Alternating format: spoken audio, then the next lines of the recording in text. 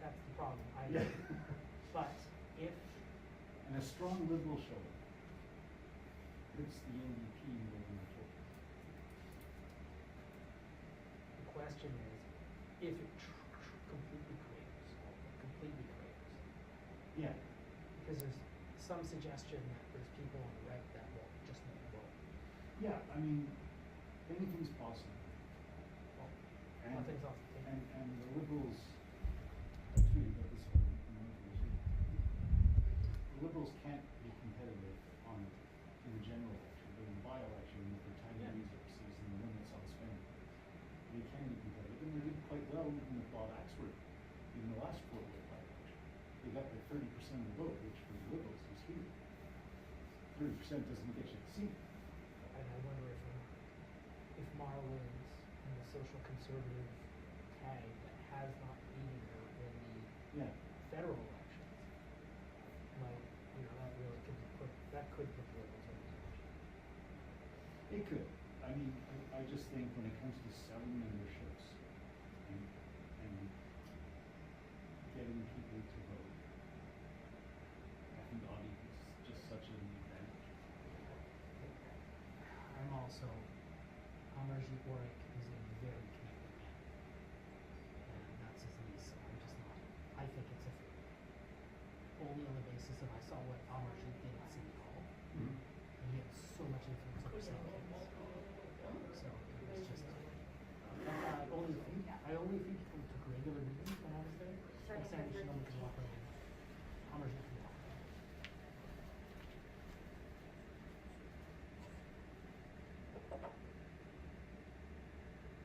Yeah, I mean, by-elections are hard to predict because you get.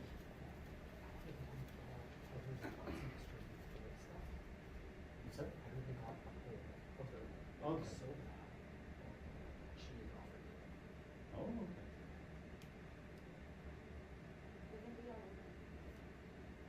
But, pardon me? GLM?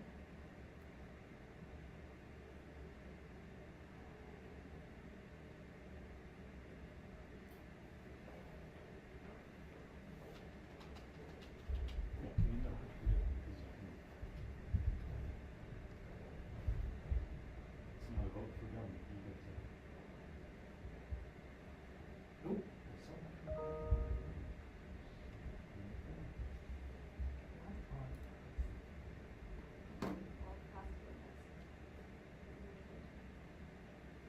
Oh, it's online. Yeah.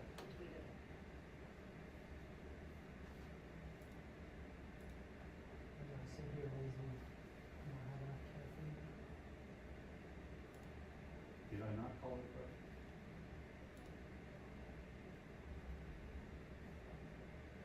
I did not know what this means.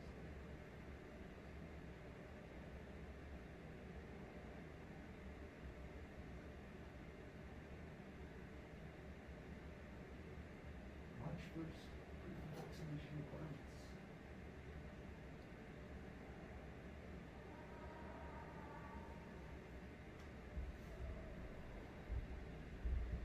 Yeah, it's not gonna be popular with No.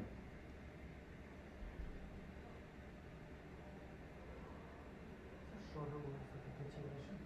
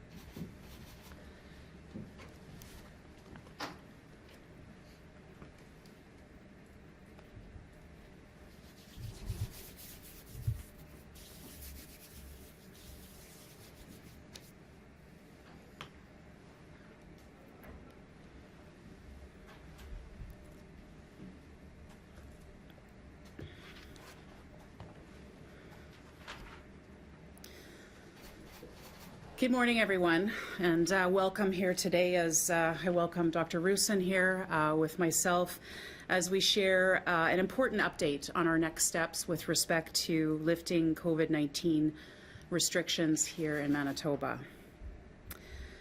The past 2 years have been incredibly challenging, I think, for all Manitobans. We all have had to give up something, and some more than others. Some have lost loved ones to this virus. Others have had to isolate from family, friends, and neighbors. Businesses have had to adjust their operations, close their doors, and lay off staff. Students, teachers, and parents have had to adapt to a virtual way of learning. Our children and youth have missed out on sports, on music, on other extracurricular activities. We've had to mask up. We've had to stay apart from one another. And we've had to roll up our sleeves to get those vaccines. We've had to forego birthday parties, weddings, anniversaries, and even end-of-life celebrations. Manitobans have put their lives on hold, and it's time that we give them their lives back. I want to thank all Manitobans who have been patient and sacrificed many things in their day-to-day lives. Today, we offer hope to those who have been waiting for a long time to see that light at the end of the tunnel. The restrictions have placed many burdens on Manitobans, and now that we see the pressure of our hospital system starting to ease, it's our responsibility of government to ease those restrictions on Manitobans. With key COVID indicators improving, we are pleased to announce that we are accelerating our plans to ease public health restrictions starting next week. Effective Tuesday, February 15th, all of Manitoba will move to yellow or caution on the pandemic response system. Effective Tuesday, March 1st, the required use of vaccine cards will be eliminated in Manitoba. And effective March 15th, mask requirements and all other restrictions will be eliminated. And for further details on these and other details, I will now pass it over to Dr. Roussin. Well, thank you, Premier. Good morning, everyone. I'm Brent Roussin, Manitoba's Chief Provincial Public Health Officer. And so based on our data, on our modeling, we can see that Omicron has peaked and is beginning to subside in Manitoba. All the indicators that public health considers are moving in the right direction at this point.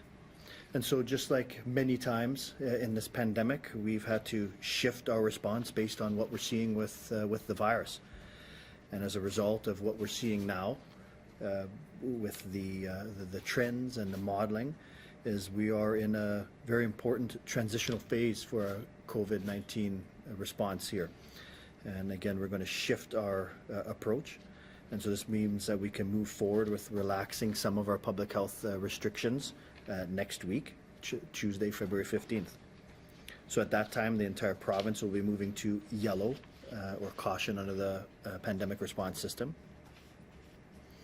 And one of the largest changes that people will notice is that we'll be lifting many of the occupancy limits from most places, including gatherings at private residences. So this will apply in spaces like restaurants, bars, indoor-outdoor sporting events, and casinos. Capacity limits will also be removed for outdoor public gatherings, but will be limited to 50 people indoors unless proof of vaccine is required. So proof of vaccination and mask requirements are going to remain in place for the next number of weeks. However, beginning on the 15th, those aged 12 to 17 will no longer have to provide proof of vaccine or recent testing to participate in indoor sports and recreation. So we're providing more detailed information today about other changes that will be in place next week. and to guide to your specific circumstances. So like the rest of the province, schools will be changing to yellow on the PRS. Masks will be required indoors for staff and students, but will not be required during physical education classes. Medical masks will be recommended but not required. Beginning next Tuesday, there will also be changes related to isolation requirements that start moving us from public health rules to public health recommendations, and more closely what we should be adjusting to in a typical respiratory virus season. So if you have symptoms or test positive for COVID-19, you're going to continue to be required to isolate. We want to give yourself time to feel well and isolate for the minimum of the 5 days. But close contacts will no longer be required to isolate regardless of your vaccine status.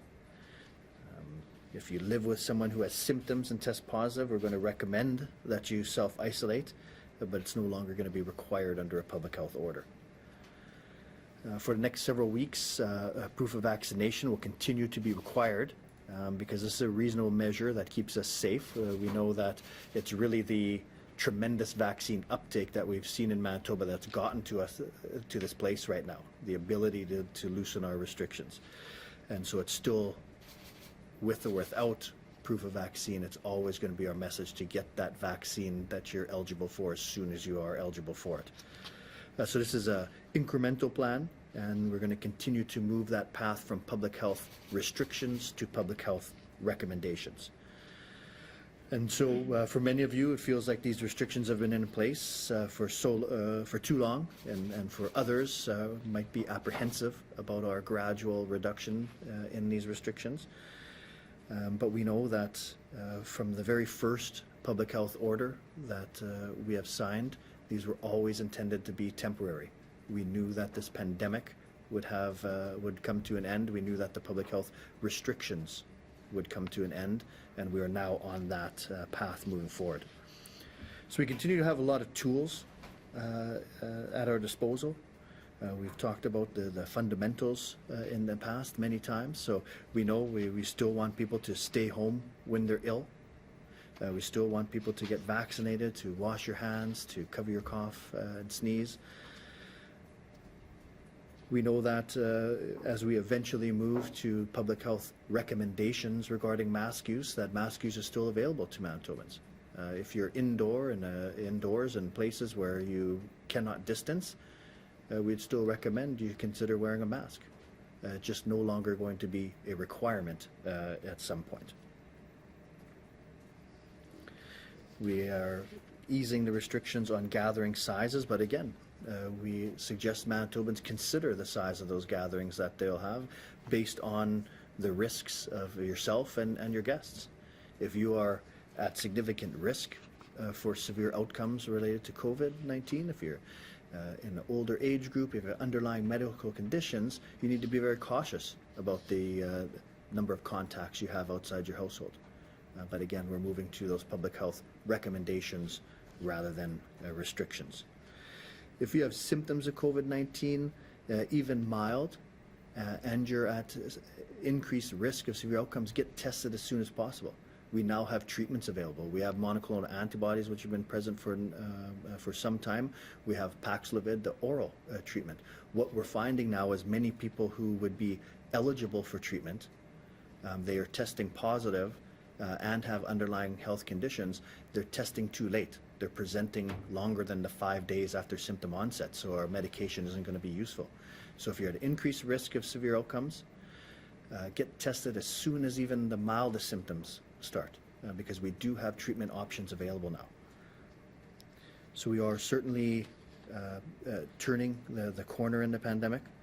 It wouldn't have been possible without the tremendous work and tremendous sacrifices of Manitobans, the very high level of vaccine protection.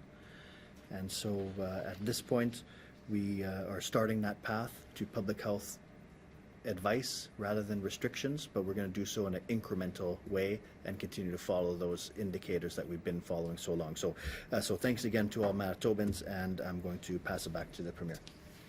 Thanks, Dr. Roussin.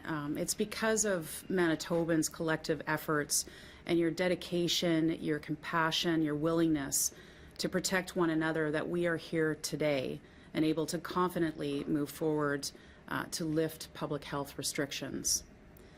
I said several weeks ago, and you'll recall, that we must learn to live with this virus. And part, I think, of living with this virus is mitigating our own risks and doing what's best for our loved ones. I'm vaccinated. My family is fully vaccinated, and I will continue to encourage as many Manitobans to get vaccinated as possible. But the choice to get vaccinated is yours. As a government, we have encouraged as many Manitobans to get vaccinated as possible, and we will continue with those efforts. But it's time for a new normal to begin in Manitoba. We need to end the divisiveness between families, between communities.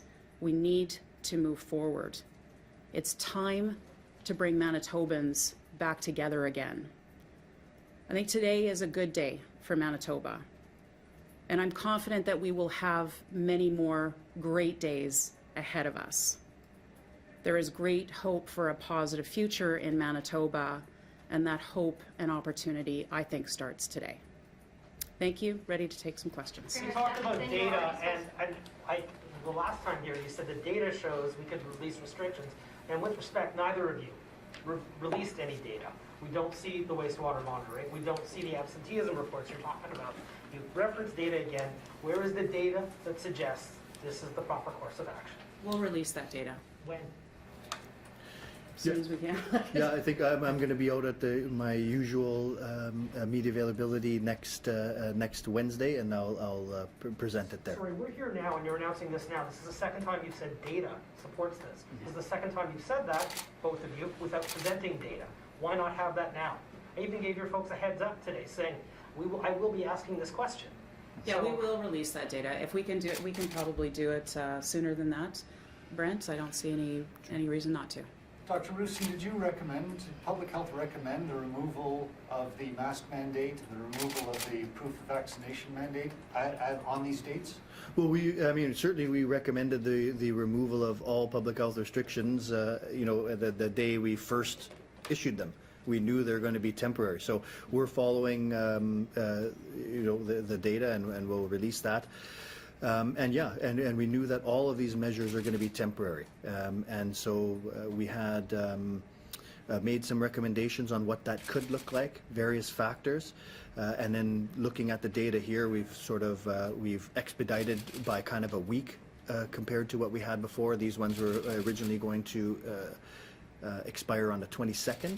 But from what we're seeing, we felt comfortable with moving it to this date. But given the drain on the healthcare system and the fact that we still have ICU that is well over our normal capacity, did you recommend these changes on these dates? Well, we recommend, we work with the healthcare system where we're in instant command, so we meet daily with that system, looking at that very capacity, looking at what our modeling tells us in the direction of it. So yes, we are recommending that incremental release of these, again, cautiously, right? We're not doing it overnight. We're watching it, and at each step we're going to continue to watch those indicators, remembering that the incubation period of Omicron is much shorter than some of those other strains. So that 2-week period gives us a number of incubation periods to watch. Madam Premier, how much of this is political? People are going to look at this timeline that has been moved up and say that you're giving into the pressures of the protesters that are sitting outside the legislative building right now. Not at all.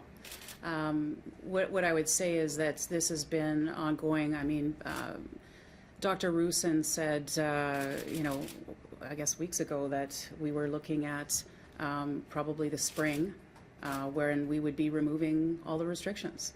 And that was before protesters were out in, the front of the legislature. So, I mean, we have been having these discussions for some time. We've been following the data. The data is now telling us that the ICUs are on decline. The ICU capacity for COVID patients is on decline. The hospitalization capacity is on decline. So now it's time to, I think, safely move forward with the reduction of these restrictions. I think, you know, today is about all Manitobans, and all Manitobans who are tired of this pandemic, who want to move on, who want to get their lives back. You know, this is a day for all Manitobans. What do you say to the protesters outside? We're seeing Doug Ford in Ontario today issuing a state of emergency. We have our borders that are blocked here at Emerson. We have people that are not leaving outside, that are planning another protest outside Boundary Trails Hospital on Saturday. Yeah, what I would say, I have reached out to the Prime Minister, and I've asked for what is the plan and his plan moving forward to deal with this. It's nothing that's unique to Manitoba. Obviously, we're seeing it across the country. There needs to be some sort of a plan on the part of the federal government to ensure that we can have the movement of goods across our border, and that's not curtailed in any way. So I have reached out to him. I think he needs to reach out to President Biden as well, and look at some sort of a collaborative approach to this. It's happening on both sides of the border, and so certainly we've done that. I have reached out to Governor Burgum as well of North Dakota. I will be having a conversation with him this afternoon to see how we can work together. And when it comes to the protests that are just outside the grounds of the legislature, it's obviously in the purview of the Winnipeg police, and I have been in touch with the mayor, and we will have ongoing discussions on that as well to ensure that we're taking a collaborative approach to this. With respect, movement at all. They've asked to meet with you. Have you or Minister Gertson or Minister Friesen, who are representatives of the Southern Health Region where a lot of the protesters are from, have any of you reached out to meet with any of the protest organizers? So I did receive a letter, I believe it was on Tuesday, from the protesters outside the legislative grounds. Obviously, we've been, occupied with other things here, looking at modeling, looking at the data to ensure that we can, safely put together a plan that to safely reopen Manitoba. And so, I think that's what we have been doing. Having said that, I'm not saying that I would never meet with them. It's just that, there's a lot of demands on all of our times, and I think what's important is that. And I want to thank actually the Winnipeg Police Service for the incredible work that they're doing, working with the protesters to ensure that things don't escalate to a point, that it's dangerous. And if it does, then we'll have to take some action. And we'll certainly work with the mayor and others out there. Of course, the Winnipeg Police falls under the city's purview, but we're working collaboratively, I think, Madam on Premier, this. we're seeing widening protests across the country, here in Manitoba as well, some with a hard right element that is, let's face it, are not here about vaccine mandates. People in every corner of Canada are disappointed that every level of government, instead of taking action, is pointing the fingers at the others, saying, well, it's their responsibility. You were just asked the question. You pointed to Trudeau, you pointed to Bowman. What are you going to do as the leader of this province to ensure that our economy is safe and that the goods and services flow? What are you going to do? Well, I think finished saying what I have done, and I think this has to be a collaborative approach to this. I mean, some of these protests are taking part at the border as a result of something that the Prime Minister of our country implemented. It's not something that's unique to Manitoba, but I haven't walked away from that. I mean, I am working with them. I'm reaching out to the Governor of North Dakota. I'm working with the mayor, and we're going to work in a collaborative way through this. Do you recognize that far-right extremists are involved in this? With respect, to what's happening outside the legislative grounds, I think it's important to let the professionals do their jobs. That's the Winnipeg Police, and I think we need to have respect for what they are doing to ensure that it doesn't escalate, and that's what their job is, and they're doing an amazing job. I'm not talking about the protests here. Targeted yesterday, and we're seeing a hospital that's going to be targeted on Saturday. What are you guys doing to stop that? So, listen, people have the right to, peaceful protests in our country. That's part of being a democratic society. And, but there needs to be balance, and there shouldn't be, people protesting in front of schools and hospitals and those places. And And certainly, you know, we did reach out. I know the Minister of Education and I, you know, reached out yesterday to ensure that, you know, this doesn't get to a dangerous situation. And, you know, we need to make sure that we work with the professionals, the officers who are trained to deal with these situations so that they don't escalate to levels where it's, you know, it's beyond control. And so I just want to thank all those officers for the incredible work they're doing to ensure that we don't get to that phase. We're going to jump to Zoom now. Now go to the Zoom call with reporters who will have one preliminary and one follow-up question. Up first this morning from the Brandon Sun, Kyle. Good morning. Premier, you started off by talking about all the sacrifices that Manitobans have made throughout this pandemic. Are you concerned at all that by taking us out of these restrictions, perhaps prematurely, that you'll be subjecting us to more hardship in the future if we have to, you know, go back into harsher restrictions due to a new variant, or if the pandemic takes a nasty turn? Well, thanks for the question, Kyle. And of course, we're making these decisions and developing these plans based on the data and the modeling that we've seen. And so we'll continue to move in that direction. These restrictions were never put in place to be there permanently. And I think Manitobans have sacrificed a lot in their lives. Many Manitobans haven't been able to see their loved ones. You know, children have been, you know, away from school at times. They've been away from their sporting events. You know, these are not easy decisions that have been made in the past, but they were necessary to protect Manitobans. Now it's an opportunity to move beyond that. And based on what we're seeing, I think we're very confident that this plan is put in place, you know, with incremental timelines. It's a plan for Manitobans so that they can plan for their future as well. So I think it's time for that. All right, thank you. And have you guys discussed the possibility of instituting a state of emergency similar to what Doug Ford over in Ontario announced this morning? So, I mean, again, I would go back. The RCMP is monitoring the situation along with the border patrol people, and I think we need to let the professionals do their jobs. I know that they have been in touch with the protesters. They have now identified someone who is in charge of the protest at the border, and I think we need to let the professionals do their jobs when it comes to this. They are trained to de-escalate situations, and I know with in my previous time as the Minister of Justice, I worked with those law enforcement officers, the RCMP, the Winnipeg Police Service, and they do incredible work to ensure they continue with the safety of Manitobans. So we thank them for their work. Thank you. From CJOB, Clay.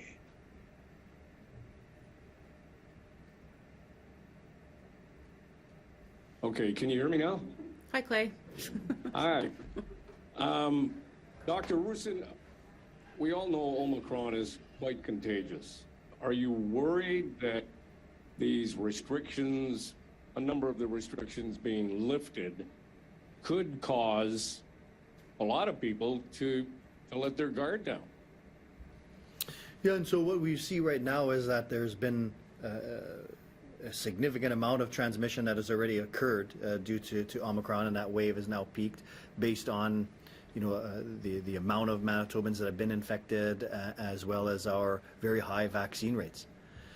So the modeling that we're looking at, what we see has occurred in other jurisdictions. This is the appropriate time now to begin easing some of our restrictions, but of course following those indicators that we always do. That's why we're doing it in a stepwise manner. But based on what we're seeing here and in other jurisdictions, this is that appropriate time to start easing our restrictions. Premier, is it your hope that easing some of these restrictions are going to end these protests? Well, I think what this does is easing some of these restrictions is giving Manitobans more freedom in their lives. And I think that they have sacrificed a lot in their lives over the last couple of years, and I think many Manitobans have been waiting for this for some time. And And I think this is about giving that hope and opportunity back to Manitobans again. From Thank you. CBC Radio Canada, Alexia. Hi, can you maybe, I would like to know if the government intends to continue to have this extra capacity for ICU or return to pre-pandemic numbers of beds. So I believe Minister Gordon will be going out along with Dr. David Mateer this afternoon to have indicate what is happening with respect to the ICU capacity moving forward with respect to surgeries and diagnostic procedures. So I know that Minister Gordon will have more to offer, and Dr. Mateer this afternoon on those issues. Thank you. And will you look at the situation in Alberta, Saskatchewan, after they ease their own restriction to maybe adjust hours based on their results? So every province makes their own decisions based on the data that they have, and I'll ask Dr. Roussin to jump in here if he'd like as well. But we make our decisions based on the data and the modeling that we see here in Manitoba. Sometimes we look to other provinces to see if there's trends that we can learn from here, and if there are trends we can learn from, we can act on those. So those are always opportunities for us as we move forward. From CTV Winnipeg, Michelle. Hi, I just would like for you to tell us what are the benefits as well as drawbacks to accelerating lifting restrictions like this? So I think when it comes to the acceleration of these restrictions, we make that decision, as Dr. Roussin said earlier, based on the modeling and the data that we see. And what we have seen is a fairly significant decrease in ICU, COVID-related ICU, and as well as hospitalization, COVID-related hospitalizations. And so we believe that because Manitobans have really sacrificed a lot in their lives, that as the hospitalizations start to ease, that we need to ease some restrictions for Manitobans as well, so that they can get back to living their lives in some semblance of normalcy. Okay, so what thresholds are going to be used potentially if we need to bring these restrictions back? Because people aren't going to want them once they're gone. So we continue to look at the modeling, and we're making these decisions based on the modeling that we see. I think that, I'd ask maybe Dr. Roussin to jump in here and make his comments on this, but we make our decisions based on the information that we have and the time, and we're very confident, I think, moving forward with this plan that Omicron is different from Delta, from other variants, and I think what we're seeing is that we're in a situation where we're confident that we can move forward with this sort of cautious and measured approach to easing of the restrictions. Some provinces have chosen to go much more quickly. We have taken what I think is a cautious and measured approach, and so that's what we see before us today. Yeah, and so certainly we've done this before. We've loosened restrictions. Restrictions have never been what we've interpreted to be permanent. And then at times we've had to reinstate them. So I don't think anyone really wants restrictions in place, but when they were required in the past, we've loosened them when appropriate and added them back on if necessary. What we've seen now is that we have such a tremendously high vaccine uptake. The thought is that we're at a point where we can look to remove these restrictions outright and hope never to have to put them in again. But that's going to depend on what we see with the virus. Further variants are certainly not out of the question, and we'll have to deal with that as that arises. But we're not going to leave restrictions in unnecessarily just because there may be a time where we face this virus again. From City News, Mike. Hi, Premier. I know you were asked this already, but the timeline of pulling this press conference together, it does seem coincidental. 2 days ago, the new restrictions kicked in. The city just met to discuss these protests. Are you telling Manitobans who are going to be questioning this that it's purely coincidental that the timeline was accelerated as the protests continued? Look, as a government, we don't make decisions that are this important to Manitobans based on protests that are taking place. This was not a decision that was made because of what's going on and protests that are taking place in the province. This is a decision that is made for Manitobans who have sacrificed much of their lives for the last 2 years and are ready for this. Manitobans are ready to get their lives back, and that's what today is all about. Thank you. And my follow-up question is, you commended police for their work on this protest. Manitobans in the downtown area probably would think differently. There have been reports of verbal assaults, horns going off at all times of the night, people losing sleep, people who work night shifts losing sleep during the day. Can you just tell me exactly what you're commending police for, and if you think this protest should have been handled any differently?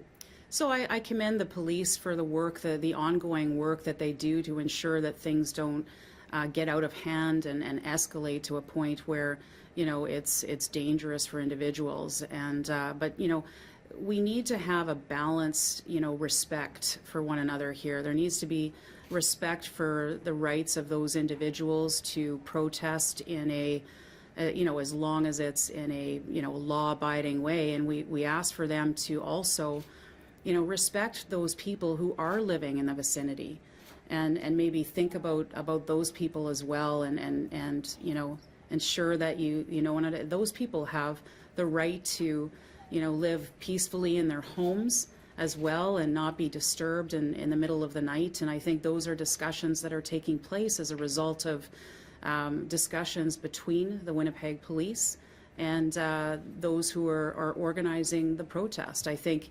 there was sort of an organized approach to that did happen as a result of those discussions with the professionals, with the police officers who are trained in this. And so, there needs to be respect on both sides of this for the rights of those individuals. From CBC National News, Cameron. Hi, Premier. On that point, we've been hearing from people around these protests, whether it's the protests downtown, the truckers at the border that can't get across the border, or people that have been held up by the slow rolling, that their rights have been infringed. And they've been infringed now for a long time. If you don't have the legal authority here, you have moral authority. Are you willing to use your moral authority to call for an end to the protests? So again, I have reached out to the Prime Minister. It is his purview, under his purview, the border. And so, I've asked what is the plan to deal with this. We know that it's nothing that's unique just to Manitoba, but it is happening across the country. Of course, we respect the RCMP officers who are managing the situation at the border. They are the professionals here who are ensuring that I believe livestock is able to get through, that there are some truckers that are able to get through. But again, it goes to both sides. There needs to be a balance. A respect for those, who have the right to peaceful protest, but also those truckers who have the right to deliver those services as part of their job. And so, I have reached out also to the governor of North Dakota. I will be having a discussion with him this afternoon just to see what's happening on their side of the border as well. Of course, those, restrictions at the border were put in place as a result of President Biden putting those in place, and so I look forward to having those discussions. So we are, and I am acting on this.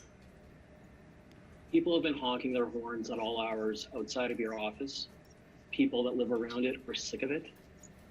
Is it not time to tell them to go home and follow the lead of other politicians in this country, including Doug Ford and now the interim Conservative leader?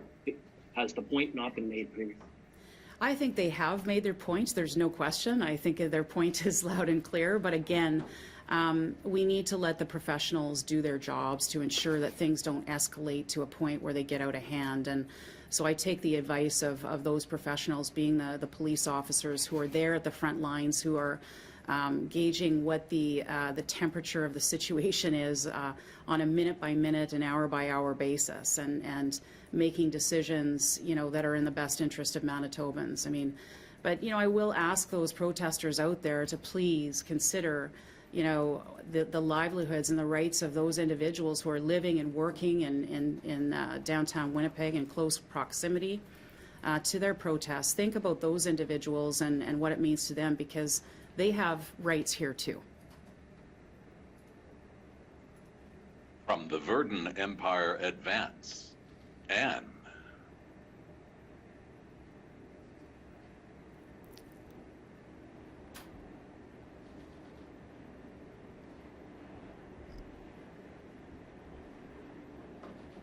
Hello, Anne.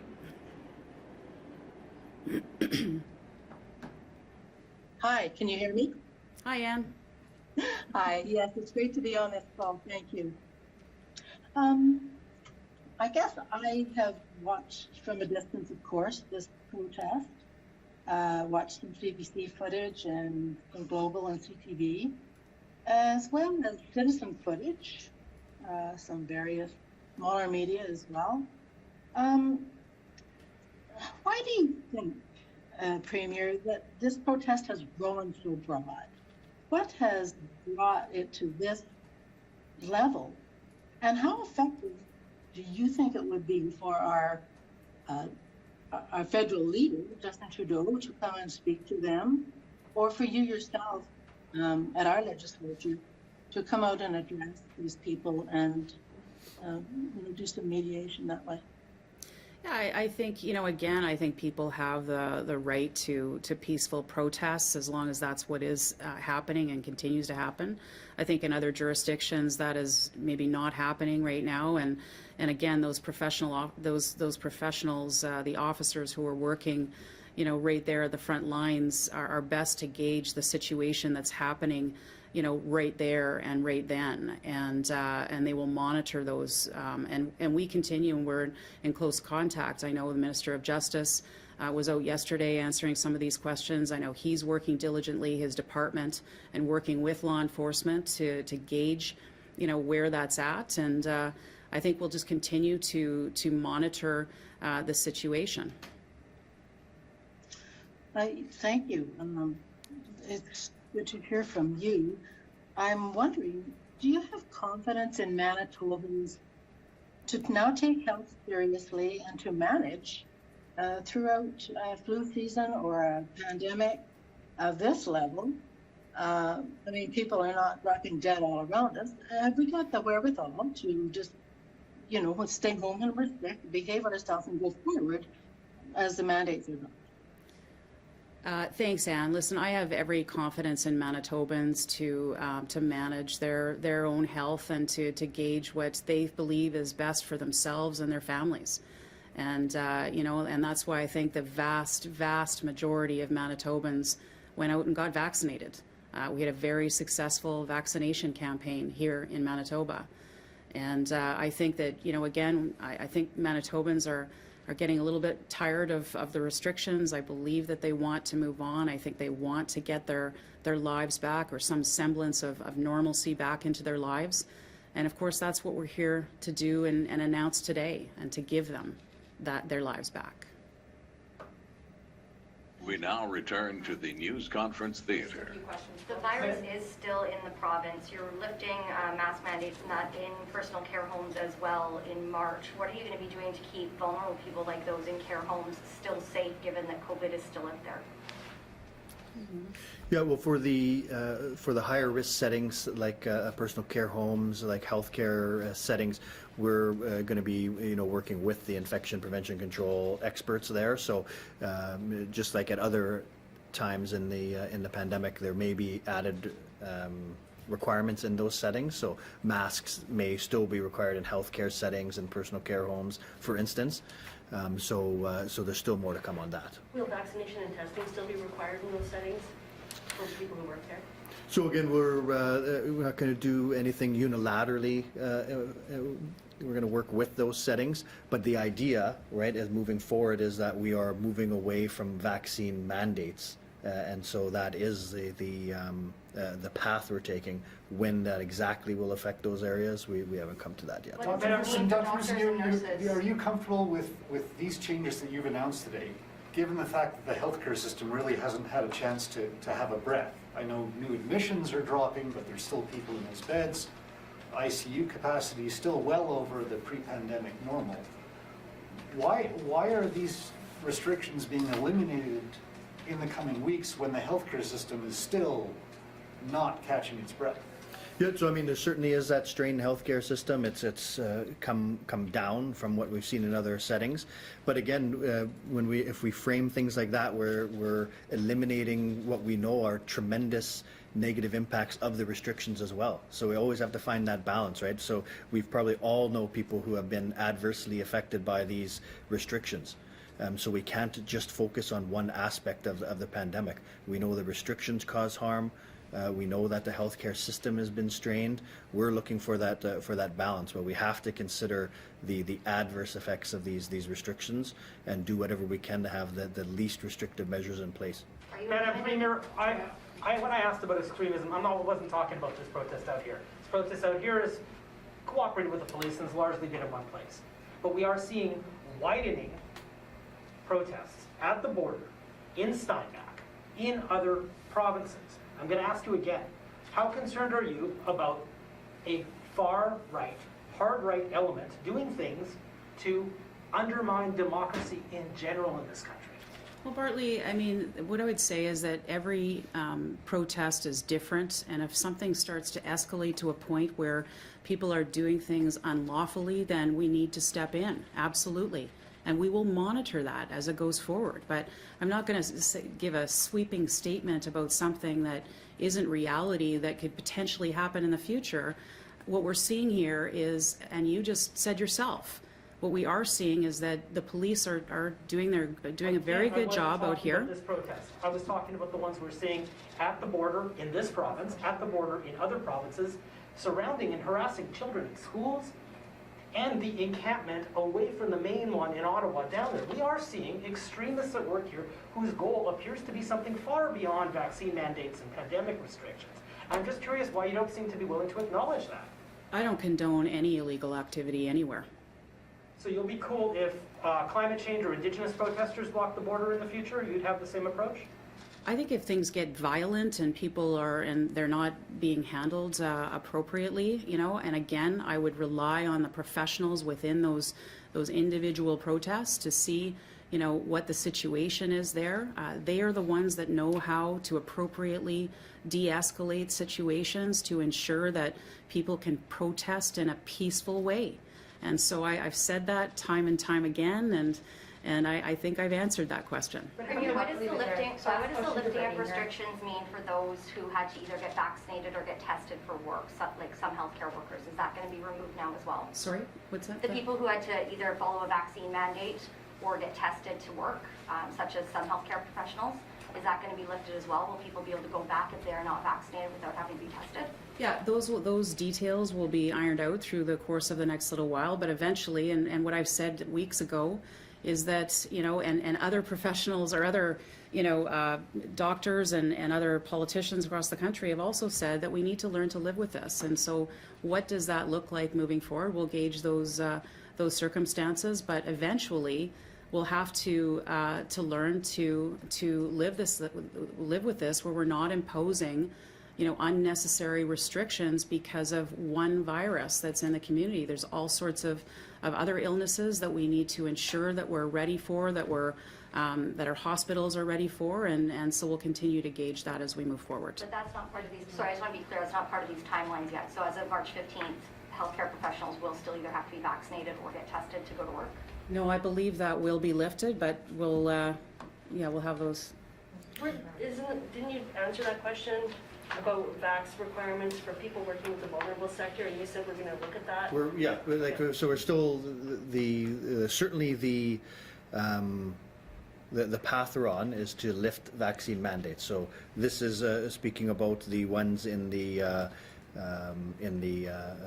public sector where we are. If we're looking at the in those test or vaccine requirements, again, we're probably looking at similar timelines on that, but it's just not settled on right now. And why not create a state of emergency? Why not? Brittany asked, you didn't quite answer that one, forgive me. Because again, we are continuing to monitor the situation as it comes about at the border and at the legislature. And if we have to take action, we will. But for right now, the RCMP are doing their jobs very well to ensure that things don't escalate beyond where they need to be. Thanks, everyone. Are you concerned about holding on to Fort White?